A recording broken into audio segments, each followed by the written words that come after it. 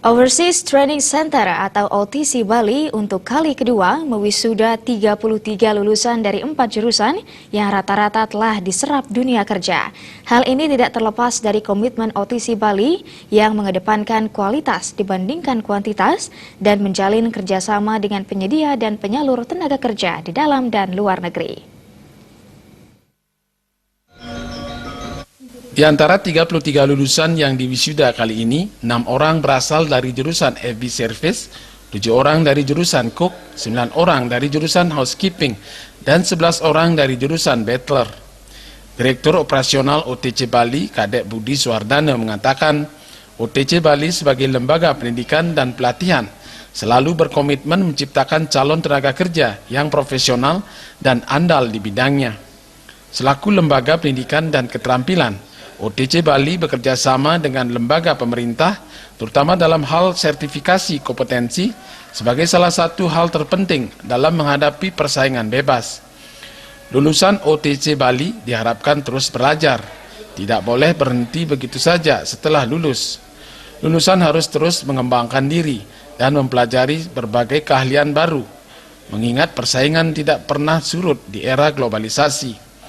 Saat ini Australia masih memerlukan tenaga kerja berkualitas dan sesuai standar yang ditentukan. Hal ini menjadi peluang bagi para lulusan OTC Bali. Harapan kita untuk kedepannya, lulusan-lulusan siswa-siswi OTC Bali dan Pasar dan cabang-cabang kita menjadi lebih berkualitas.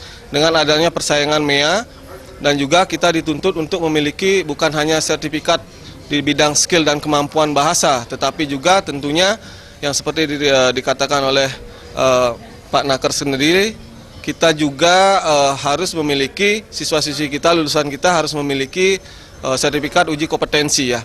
Sementara Ketua Yayasan LPK OTC Bali, Wayan Rediase mengatakan, terkait penempatan dan penyaluran tenaga kerja, OTC Bali telah menggandeng agen resmi di bawah naungan pemerintah, seperti PT Sinar Mulia Mandiri Agung dan PT Timur Raya Jaya Lestari Bali.